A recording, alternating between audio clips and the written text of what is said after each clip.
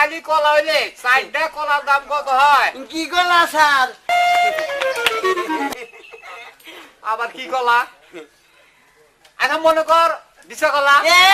Visa কলা বাজারে নিলি মাইছে খাবার চায় না, এদিকে ভিসা কলা রঘুনাথ কিনছাল না, পরবার ফলাই খাইছে, লেকিন মুই আগারে না খালি কুপছে, আগা কষা হইছাল, ও কলা বানাম করে হাও না। এই এই তোর আমি যে কলার কথা কইছি ঠিক সেই কলা হইব। বিশা কলা তোর বানাম করতে হবে।